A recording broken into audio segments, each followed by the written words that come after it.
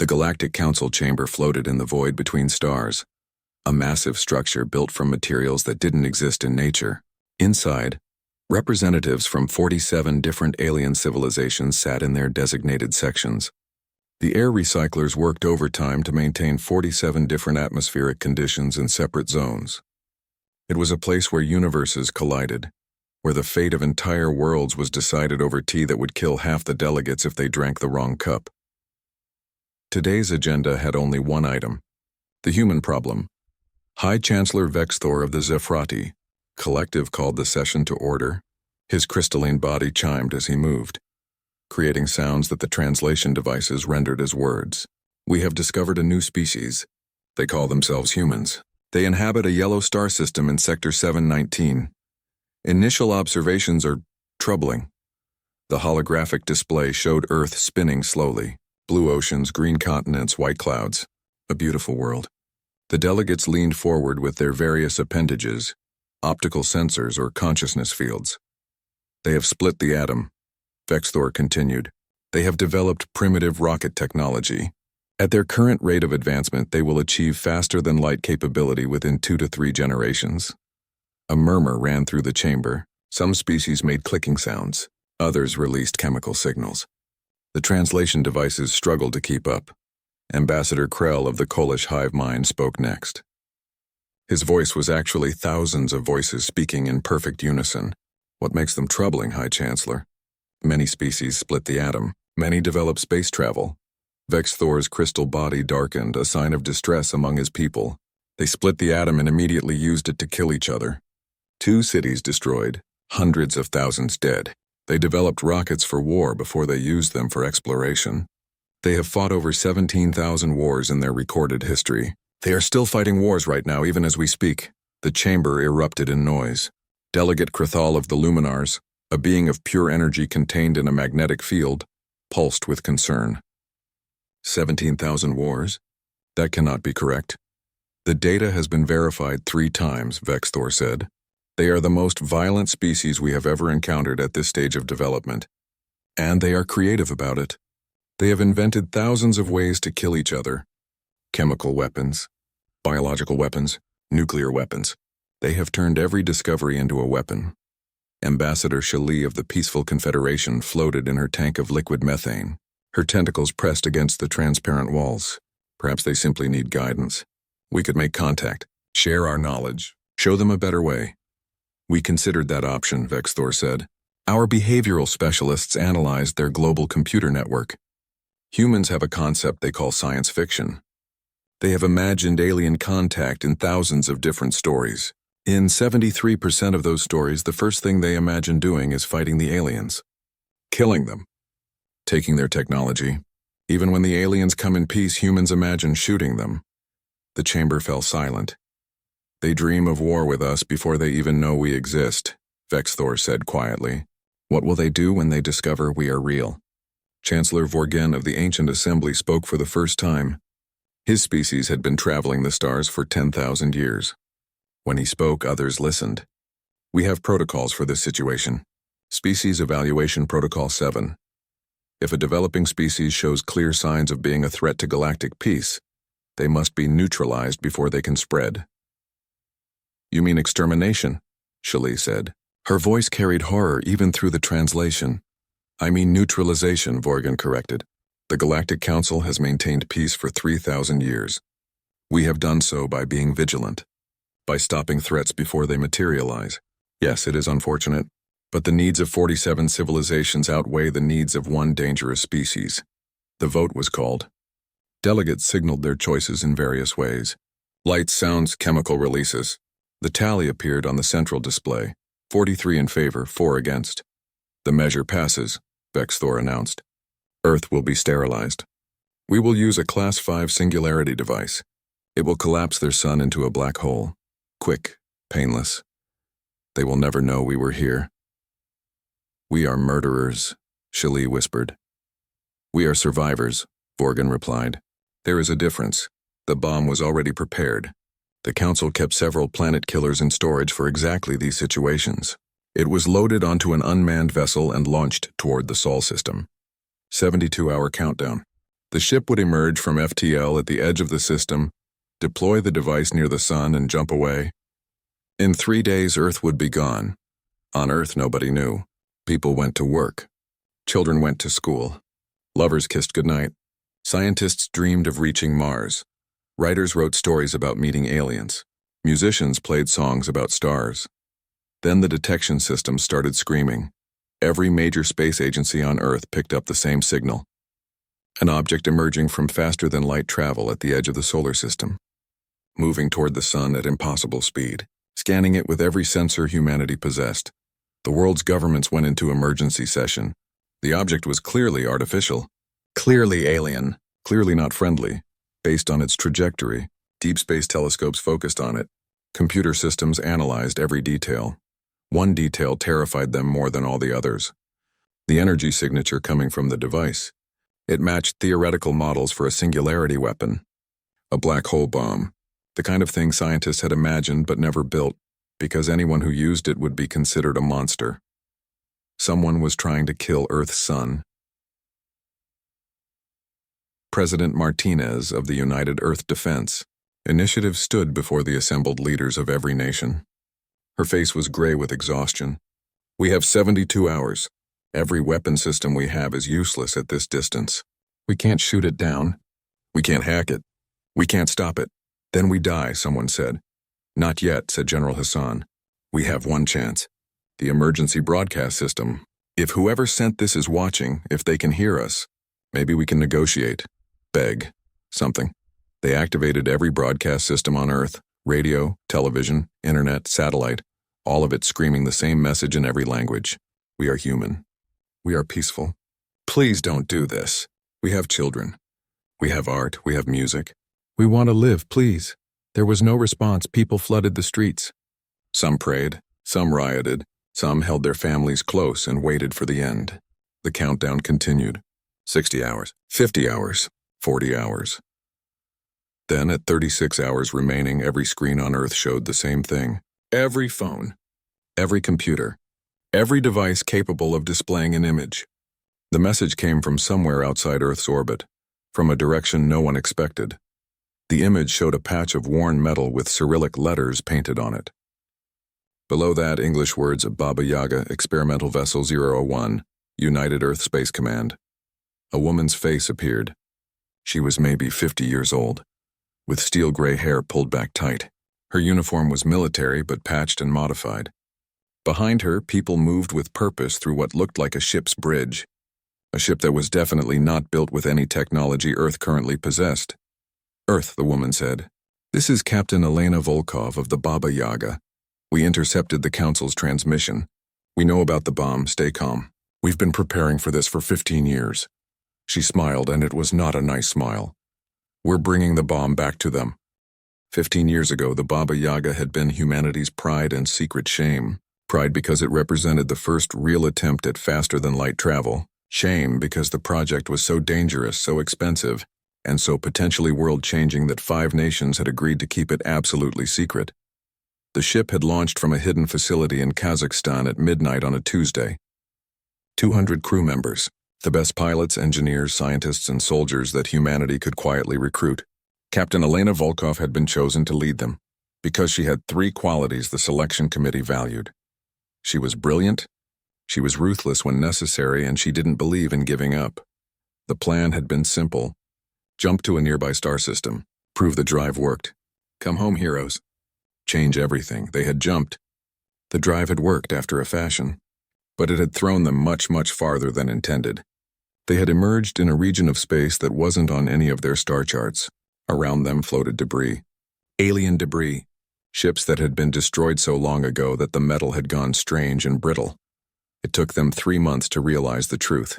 They had found a graveyard. Dozens of different ship designs. Dozens of different civilizations. All destroyed. All left to rot in the dark between stars. Elena stood on the bridge of her modified ship, remembering. Behind her, Earth hung like a blue jewel on the view screen. Ahead, the Council's bomb moved steadily toward the sun. She had 36 hours to stop it. "Status report," she said. Lieutenant Commander Sarah Chen looked up from the scanner station. Like everyone on the Baba Yaga, she looked older than she should. 15 years in deep space had aged them all. The bomb is holding steady course. It's unmanned, as we expected. Automated systems only. But Elena, it's defending itself. There are energy shields and automated weapons. This thing was designed to survive attacks. Of course it was, Elena said. They've done this before. That was the horrible truth they had discovered in the ship graveyard. Every wrecked vessel they had studied, every database they had managed to crack told the same story. The Galactic Council had been exterminating species for centuries. Any species they deemed too dangerous or too unpredictable got eliminated before they could join the galactic community. The Council called it maintaining peace. Elena called it genocide. Do we have a plan? Asked Major James Rodriguez from the weapons station. He was younger than Elena but looked older now, his face scarred from a dozen battles they had fought just to survive. We have the beginning of a plan, Elena said. We can't destroy the bomb. Even if we could, blowing up a singularity device this close to Earth would be bad. Really bad. So we take it intact. Take it, Sarah repeated. Elena, that thing is the size of a small moon. It has automated defenses, and it's designed to be untouchable once it's deployed. Untouchable by civilized species, Elena corrected. Species that follow rules. That fight clean. That wouldn't dream of doing what we're about to do. She turned to face her crew. There were 20 of them on the bridge right now. But she knew the other 180 were watching on screens throughout the ship. They all deserved to know the plan. We spent 15 years in that graveyard, Elena said. We studied every destroyed ship. We learned from extinct civilizations. We took their technology. We took their weapons. We took their knowledge. And you know what we learned? We learned that every single one of them tried to fight the Council's way. With honor. With rules. With restraint, she paused, letting that sink in. We're not going to do that. We're going to fight dirty. We're going to cheat. We're going to do things that would make the Council sick to their various stomachs. Because we're human, and when someone tries to kill our entire species, we don't play fair. A ripple of grim laughter ran through the bridge.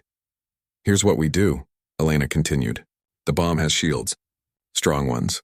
But shields need power. We're going to use the weapons we salvaged from the Kreshtar warship. Remember those? Sarah's eyes widened. The neural disruptors? Elena, those things are illegal in every Council species. They cause brain damage. Permanent psychological trauma. There's a reason nobody uses them. There's a reason we're going to, Elena countered. The bomb has an AI controlling it. Artificial intelligence with a synthetic neural network. The neural disruptors will scramble it. Won't destroy it, just confuse it long enough for us to get close. That's insane, James said. But he was smiling. The Council is going to lose their minds when they see us using forbidden weapons. That's the idea, Elena said. Step 2. We board the bomb. We go inside. We take control manually. We reprogram it. But we don't disarm it. We keep it live. Keep it ticking. Why? Someone asked. Because we're taking it back to the Council, Elena said. And they need to know we could blow them up anytime we want. That we're choosing not to. That we're better than they are. The bridge fell silent. The magnitude of what she was proposing sank in. You want to fly this ship to Council space, Sarah said slowly. Through their territory. Past their fleets. Into their capital station. With a live planet-killer bomb. Yes. They'll try to stop us. Yes. We'll probably die. Maybe, Elena admitted. But Earth will live. And the Council will know that humanity isn't going to roll over and die. That if they want to kill us, they're going to have to face us. Look us in the eye while they do it. She looked at each of them in turn. I'm not ordering anyone to come. This is volunteer only. Anyone who wants to stay here, defend Earth from here, I understand. No judgment. But I'm going. And I'm taking that bomb back to the bastards who sent it. Nobody moved toward the exit. James spoke first. Captain, we've been following you for 15 years. Through hell and back. We're not stopping now. Besides, Sarah added, someone needs to keep you from doing anything too crazy. Too late for that, Elena said. She turned back to the view screen. All stations prepare for engagement. Helm, plot intercept course with the bomb. Weapons, charge the neural disruptors. Engineering, I need every bit of power we can spare. The Baba Yaga moved forward. It wasn't graceful. The ship had been rebuilt so many times with so many different technologies that it looked like a nightmare. Human engineering mixed with alien tech they had scavenged. Weapons that shouldn't exist bolted onto a hull that had never been designed to carry them. But it worked. And that was the human way. Make it work. Make it survive. Make it count. Neural disruptors ready, James announced. Fire, Elena ordered. Invisible waves of energy lashed out at the bomb. Its shields flickered, held, then started showing strange patterns.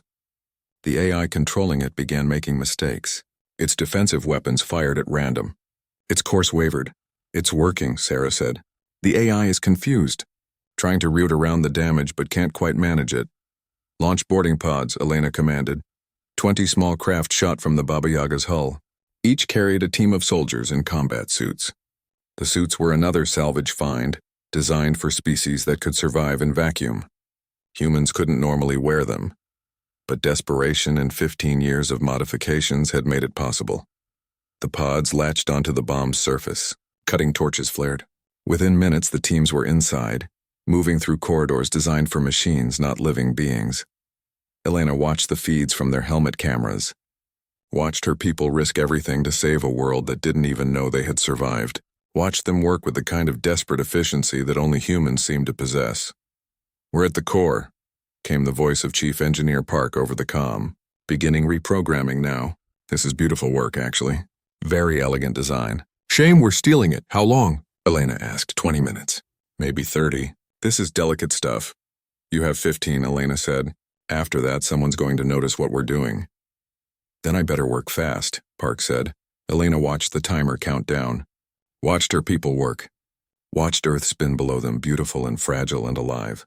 At 14 minutes, Park's voice came back. "Done. The bomb is ours. Countdown is frozen at 36 hours. We can restart at any time we want." "Good," Elena said. "Everyone back to the ship." "We're leaving. Where to, Captain?" the helmsman asked. Elena smiled. It was the same smile that had terrified the Council once before. "Set course for Council space. Maximum speed. It's time we had a conversation with our neighbors." The Baba Yaga moved through space with the captured bomb tethered behind it, like a grotesque balloon. Elena stood on the bridge watching the scanner displays. They showed 5 Council warships approaching from multiple vectors. Apparently someone had noticed that their planet killer had gone off course. "They're hailing us," Sarah reported from communications. "Audio only. They sound confused." "Put them through," Elena said. The translation software took a moment to process. Then a voice filled the bridge. It sounded crystalline, musical, probably Zephrati. "Unknown vessel, you are in possession of Galactic Council property. Return the device immediately and you will not be harmed. We are authorized to use force if necessary." Elena picked up the comm microphone. "This is Captain Elena Volkov of the human vessel Baba Yaga. We're not returning anything. This bomb was sent to destroy our homeworld. We're taking it back to the Council. Consider it a return to sender situation." Silence on the other end. "Then human?" "That is impossible. Humans do not have FTL capability. This must be some kind of mistake." "No mistake," Elena said. "We've had FTL for 15 years. We've been busy. Learning things. Building things.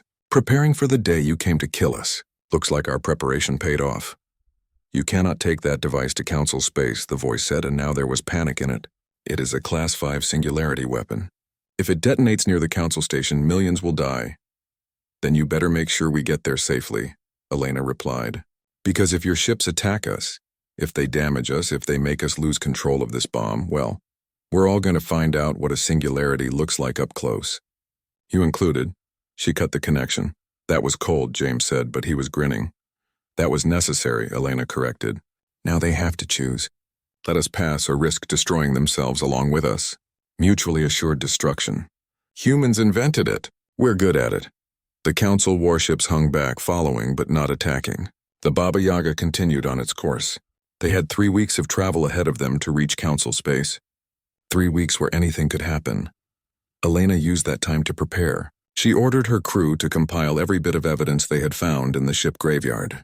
Videos of destroyed worlds, database entries detailing Council evaluations of species, recordings from the last moments of civilizations that had been deemed too dangerous to live.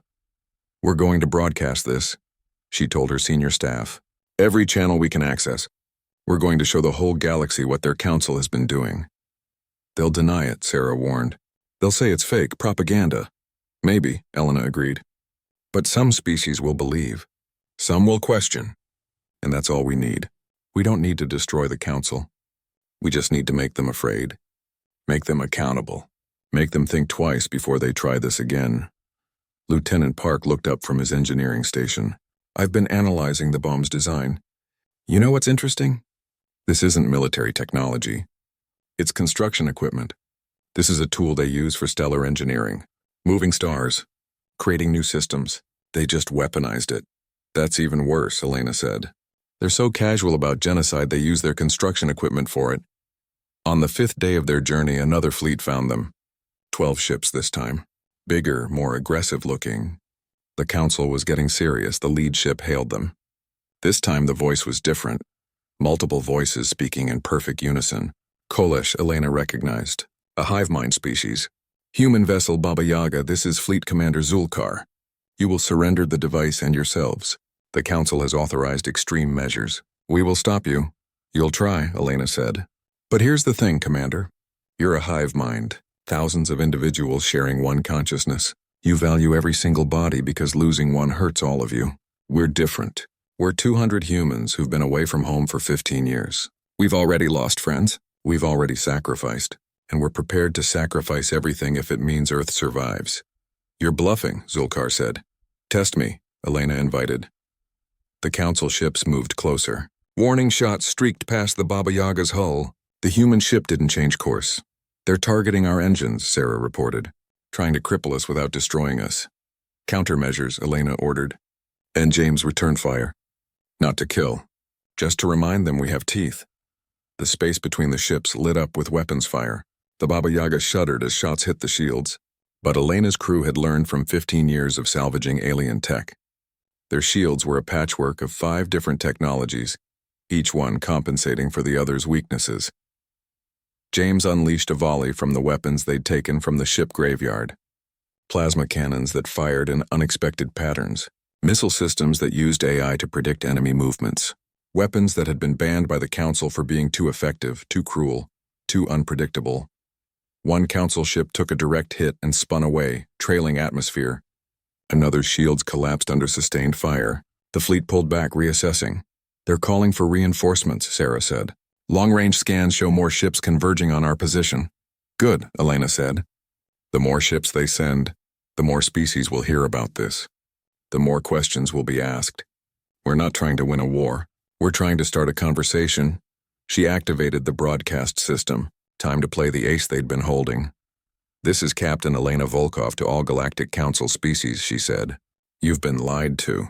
Your council has been exterminating species for centuries. Any civilization they deem dangerous gets destroyed before they can join you. They call it maintaining peace. I call it murder. And I have proof. She uploaded the files. Videos began broadcasting on every frequency the Baba Yaga could access. Images of destroyed worlds, species burned away before they could even know aliens existed. Council records detailing the evaluations in cold bureaucratic language. The response was immediate. The council ship stopped pursuing. Their communications channels lit up with internal chatter. Some species had known about the program. Others were finding out for the first time. Elena watched the chaos unfold on the scanner displays. Ships were breaking formation. Some were turning back. Others seemed paralyzed by indecision. We've got a transmission coming in, Sarah said. It's not from the council fleet. I think it's from inside council space. Multiple sources. They're asking questions, demanding answers. The conversation has started, Elena said with satisfaction. But the victory was short-lived. A new fleet appeared on the scanners. This one was different. Older ships. Ancient designs. And they moved with purpose. That's the ancient assembly, James said, his voice tight. The species that have been in the council the longest. They're the ones who started the extermination program. The lead ship was massive, dwarfing everything around it. When it hailed them, the voice was old, tired, and absolutely inflexible. Human vessel, you have interfered with galactic security. You have stolen classified materials. You have spread dangerous propaganda. You will be destroyed. We have a bomb, Elena reminded them. Try to destroy us and it goes off. We know, the ancient voice said. We have calculated the acceptable losses. 3 council worlds will be destroyed if the device detonates at your current position. This is acceptable to prevent a dangerous species from surviving. Fire. The ancient warships opened fire with weapons that predated most civilizations. The Baba Yaga's shields held for maybe 3 seconds before they started to collapse. All power to shields, Elena shouted. Engineering, reroute everything. We can't hold. Park's voice came back. These weapons are too old, too powerful. They're designed to crack planets. Elena made a decision. Sarah, broadcast one more message. Tell Earth we tried. Tell them we love them. Tell them to keep fighting, keep surviving, keep being human. Yes, Captain, Sarah said, tears streaming down her face. James, arm every weapon we have. If we're going down, we're taking some of them with us, armed and ready. Elena took a breath. This was it, the end of their journey. At least Earth would survive a little longer. At least they'd gotten the truth out. Then something impossible happened. Ships emerged from FTL all around them. Dozens of ships. No, hundreds. And they weren't council designs. Captain, Sarah said, her voice shaking. I'm reading. Those are human ships. I don't know where they came from, but they're broadcasting Earth military codes. And they're not asking for permission to engage. The newcomers opened fire on the ancient assembly fleet. Modern Earth weapons mixed with salvaged alien tech. It wasn't elegant. It wasn't overwhelming. But it was enough to make the ancient warships pause. A new voice came over the comm. Young female with a thick Australian accent. Baba Yaga, this is Captain Rebecca Walsh of the Earthship Cerberus. Sorry we're late to the party. Took us 15 years to track you down and build a fleet worthy of bringing you home. Hope you saved us some bad guys to shoot. Elena felt something she hadn't felt in years. Hope. Captain Walsh, she said. You have perfect timing. How many ships did you bring? 200, Walsh replied. Earth's been busy since you left. We figured if you were still alive out there, you might need backup someday. Looks like we were right. 200 ships, Elena repeated.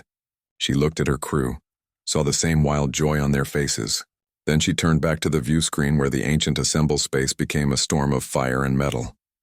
200 Earthships against the ancient assembly fleet. It should have been suicide.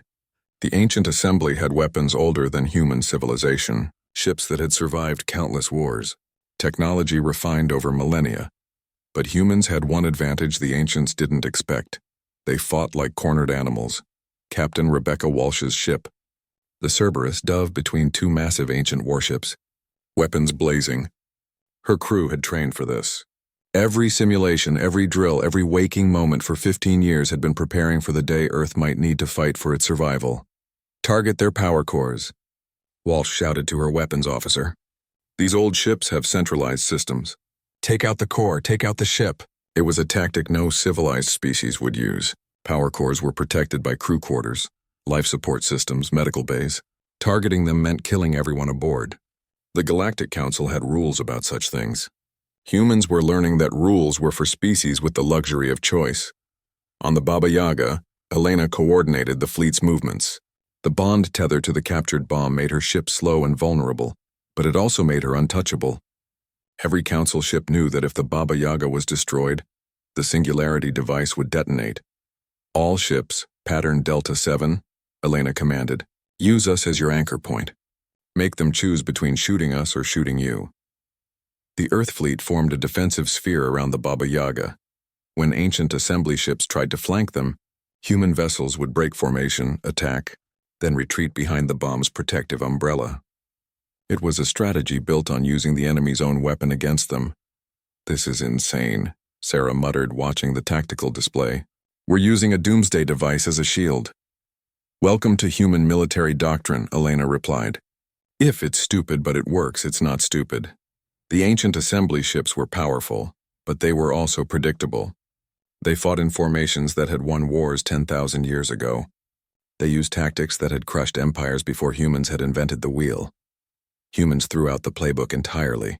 The Earthship Ragnarok used its engines to create a debris field, then hid inside it, emerging only to fire.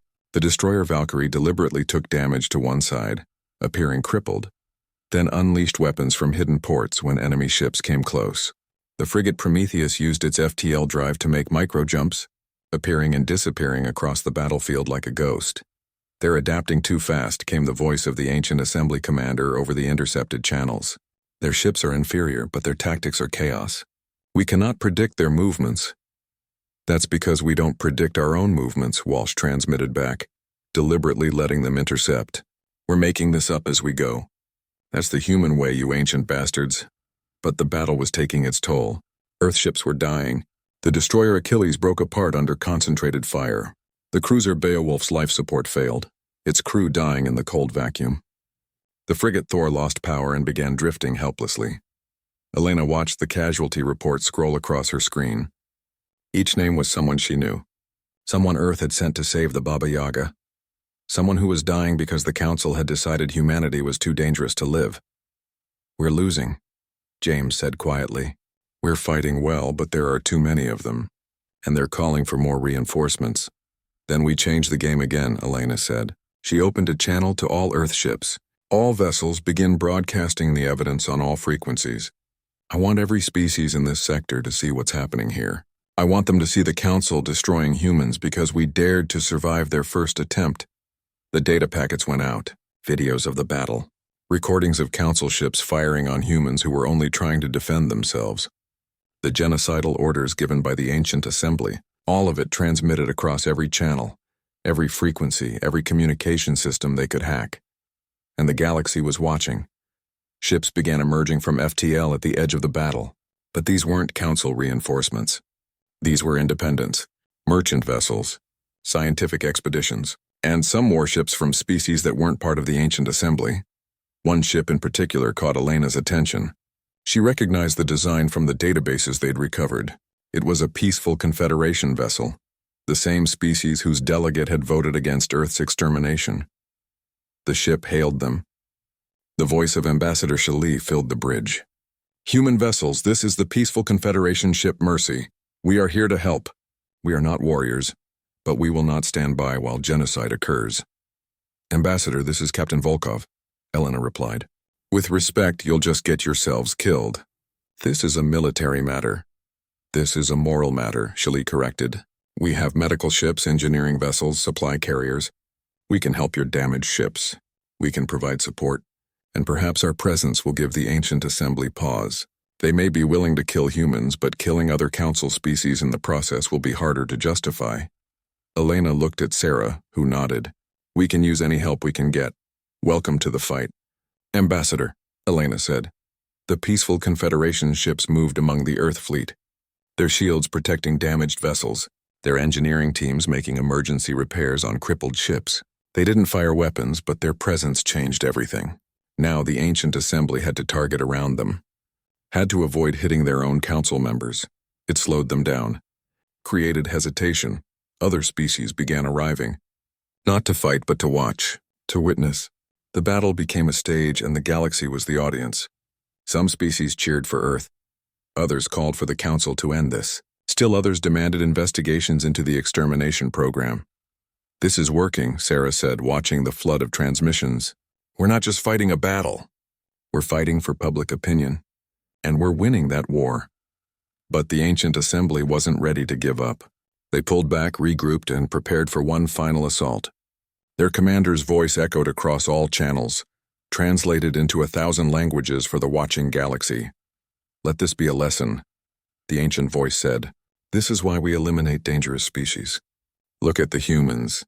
Given a chance to retreat, to negotiate, to find peace, they choose violence. They steal our weapons. They corrupt our allies. They turn civilized space into a war zone. They prove with every action that they are too dangerous to exist." Elena felt fury rise in her chest. She opened a channel, making sure every ship, every species, every being in range could hear her. "You sent a bomb to kill 5 billion people," she said, her voice cold and clear. "We didn't start this war, you did. We were just living on our planet, trying to figure out FTL, trying to grow as a species, and you decided we had to die, not because we attacked you, not because we threatened you, but because we might be dangerous someday. You're not maintaining peace. You're maintaining control. And the moment a species looks like it might not bow to your authority, you eliminate it." She paused, letting that sink in across the galaxy. "So yes, we're fighting back. Yes, we're using your weapons against you. Yes, we're refusing to die quietly like you want. And if that makes us dangerous, then fine. We're dangerous, but we're dangerous to you. to tyrants who commit genocide and call it peace. We're not the monsters here, you are. And now the whole galaxy can see it. The watching ships erupted and transmitted signals. Some supported Elena, others condemned her. But everyone was talking. Everyone was questioning. The Council's authority, unchallenged for thousands of years, was cracking. The ancient assembly fleet moved forward for their final attack. But something had changed. Some ships moved slower than others. Some held back. Crews were questioning their orders. Commanders were hesitating. "They're breaking," James said with wonder. "Their formation is falling apart." And then, just as the battle was about to resume, space twisted. A massive ship emerged from FTL, not ancient, not human, something else. The energy signature was off the charts. "That's a Luminar vessel," Sarah said. "The energy being species. They're one of the most powerful races in the Council. What are they doing here?" The ship didn't fire weapons. Instead, it projected a massive holographic field that encompassed the entire battle zone. The image of Delegate Kurthal appeared, visible from every ship. "This battle ends now," Kurthal said, his energy being form pulsed with authority. "The Luminar Collective has reviewed the evidence presented by the humans. We have investigated the claims, and we have concluded that the ancient assembly has committed crimes against sentient life. This extermination program is ended, effective immediately. You have no authority," the ancient assembly commander shouted. "We have more authority than you realize," Kurthal replied. 17 council species have joined us in condemning this program. 23 more are demanding investigations. The vote that condemned Earth was built on lies and manipulation. It is void. Earth will not be destroyed. These humans will be heard. Elena couldn't believe what she was hearing. "Are you saying we won?" "I am saying you survived," Kurthal corrected. "Whether you have won depends on what happened." The Galactic Council chamber had never seen anything like this. The station that housed it, built from materials that couldn't exist in normal space, had been designed to be a neutral ground. A place where civilized species discussed important matters with calm and reason. Captain Elena Volkov had just crashed through the outer defensive perimeter in a battered, human ship with a live planet-killer bomb attached to it. The station's automated defenses had tried to stop her. They had failed. The Luminar escort ships had made sure of that, using their energy manipulation abilities to shut down weapon systems before they could fire. 20 other council species had sent representatives to witness what happened next. They formed a protective corridor through the station's airspace. Now the Baba Yaga sat in the center of the council chamber itself. Not docked properly. Not following any protocols. Just hovering there, the captured bomb visible through the transparent sections of the station's hull, a reminder of what the council had tried to do. Elena stood in the middle of the chamber floor, still wearing her patched military uniform, still carrying the weight of 15 years in deep space. Around her, in their various atmospheric zones and gravity fields, sat the delegates of 47 civilizations. They stared at her with optical sensors, consciousness fields, and organs she didn't have names for. High Chancellor Vexthor of the Zephrati Collective had gone dark, his crystalline body almost black with distress. Ambassador Krell of the Kolesh hive mind vibrated with thousands of voices all trying to speak at once. But it was Chancellor Vorgan of the Ancient Assembly who spoke first. "You dare bring a weapon into this chamber?" His old voice creaked. "You dare threaten the council itself." "Funny thing about that," Elena said. Her voice carried through the translation systems to every being present. "You sent this weapon to my homeworld. To kill 5 billion people who never did anything to you, who didn't even know you existed. And now you're upset that I brought it back? You started this." "I'm just finishing it. We were protecting the galaxy," Vorgan insisted. "Your species is violent, unpredictable, dangerous." The evaluation was clear. "The evaluation was genocide," Elena shot back. "You didn't evaluate us. You didn't talk to us. You didn't give us a chance. You just decided we were inconvenient and tried to murder us all. How many other species have you done this to? How many civilizations have you erased from existence?" Murmurs ran through the chamber. Some delegates looked uncomfortable. Others looked defiant. Ambassador Shali of the Peaceful Confederation rose from her methane tank. "The human speaks truth," Shali said. "I have reviewed the evidence they provided. The Ancient Assembly has been running an extermination program for over 3,000 years. 47 species have been destroyed, 47 civilizations that might have contributed to the galaxy. gone because someone decided they were too dangerous. They were dangerous, Vorgen shouted. Every single one of them showed the same patterns: aggression, territorial expansion, weapons development. If we had let them survive, they would have torn the galaxy apart. Or maybe they would have grown, Elena said. Maybe they would have learned. Maybe they would have become something better. You never gave them the chance to find out. You played God, and you murdered billions. Delegate Krathal of the Luminars pulsed with light. The question before us is not the past. The past is written. The question is what happens now. Captain Volkov, you have come here with a weapon. What do you intend to do with it? Elena looked up at the bomb, visible through the transparent ceiling. The countdown was still frozen at 36 hours. She could restart it with a single command, could blow this entire station into atoms, could kill everyone here, including herself and her crew. I could destroy you all, she said simply. This bomb would collapse this station, this entire region of space, into a singularity. Everything within a light year would be gone, including Earth's fleet, including my crew. We'd all die together. The chamber fell absolutely silent. But we're not going to do that, Elena continued, because unlike you, we don't believe in genocide. Unlike you, we believe dangerous species deserve a chance to prove themselves. Unlike you, we're not monsters. She walked to the center of the chamber, making sure every delegate could see her face. Here's what's going to happen, she said. This extermination program ends. Right now, forever. No more evaluations, no more preemptive strikes. No more playing God with developing species. You want to know if a species is dangerous? Talk to them, meet them, give them a chance to surprise you. And if we refuse? Vorgen asked. Then I restart the countdown, Elena said flatly, and we all find out what a singularity looks like from the inside. Your choice. Peace or mutual destruction. Those are your options. You're bluffing, Vorgen said. You wouldn't kill yourselves. You wouldn't kill all of us. You're trying to save your species, not destroy them by association with us. Elena smiled, and it was the coldest thing most delegates had ever seen. Chancellor, you sent a bomb to kill my entire species. Everyone I love. Everyone I've ever known. My family, my friends, my world, and you did it without hesitation. Without remorse. You did it because it was convenient. She stepped closer to Vorgen's section of the chamber. I've been in space for 15 years. I've watched friends die. I've fought battles we should have lost. I've done things that would horrify you just to survive. And I've learned something important. When someone tries to kill everything you love, you don't bluff. You don't negotiate. You make them understand that killing you comes at a price they're not willing to pay. She pulled out a small device, a remote trigger for the bomb. So no, Chancellor. I'm not bluffing. This is your one chance. End the program. Accept that humanity and species like us have a right to exist, or we all die together. And the galaxy learns what happens when you back humans into a corner. The chamber erupted. Delegates shouted in 1,000 languages.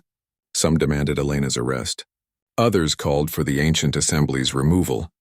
Still others tried to find a compromise. Delegate Krathal pulsed with bright light, calling for order. Enough, this chaos serves no one. We will vote. Not on humanity's fate. That has already been decided. They have proven their right to exist by the simple fact that they are here. We will vote on the future of the extermination program. All in favor of ending it permanently, signal now. Lights began appearing across the chamber. Each species had their own way of voting. Some lit up. Some made sounds. Some released chemicals. The tally appeared on the central display. 43 in favor of ending the program. 3 against. 1 abstention. It was almost the exact reverse of the vote that had condemned Earth. The measure passes, Krathal announced. The extermination program is ended. Species Evaluation Protocol 7 is hereby abolished. The ancient assembly will answer for their crimes before a tribunal. And humanity.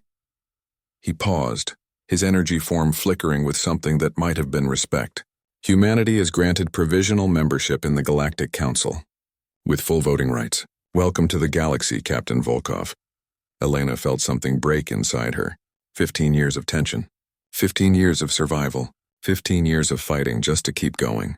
It all came crashing down. She stumbled, caught herself, forced herself to stand straight. Thank you, she said. Then, because she was still human, still a soldier, still someone who had come here with a purpose, she added, but we'll be keeping the bomb for now. Just until we're sure you mean it. Forgan made a sound like grinding stone. You cannot keep a council weapon. Watch us, Elena said. You gave it to us. We're keeping it. Think of it as a reminder. A promise. You try this again with any species and we'll come back. And next time we won't be asking nicely. She turned and walked back toward her ship. Behind her, the council chamber erupted in argument. Some species were outraged. Others were laughing. Still others were already trying to establish diplomatic relations with Earth. Elena didn't care. She had done what she came to do. Earth was safe. Humanity had a future. The bomb was in human hands, ensuring no one would try this again. She climbed back aboard the Baba Yaga. Her crew was waiting, all of them watching her with expressions of disbelief and joy and exhaustion. Did we just join the Galactic Council? Sarah asked. Apparently, Elena said. And we're keeping the bomb? James added. Definitely. And they're going to let us get away with this? Elena looked back at the council chamber, at the delegates arguing and scheming and trying to figure out what to do with these impossible humans who refused to die quietly. They don't have a choice, she said. We're here now. We're part of the galaxy, and they're going to have to deal with us. She settled into the captain's chair. Take us home. Real home, Earth. I want to see blue skies again. I want to breathe air that doesn't taste like recycled sweat. I want to stand on dirt and look up at stars that aren't trying to kill me. Setting course for Earth, the helmsman said. ETA 15 days. The Baba Yaga pulled away from the council station, the captured bomb still tethered behind it. Around them, the Earth fleet formed up. 200 ships that had come to save their lost explorers. 200 ships that had helped fight for humanity's right to exist. And behind them, watching from 1,000 different viewpoints, the rest of the galaxy.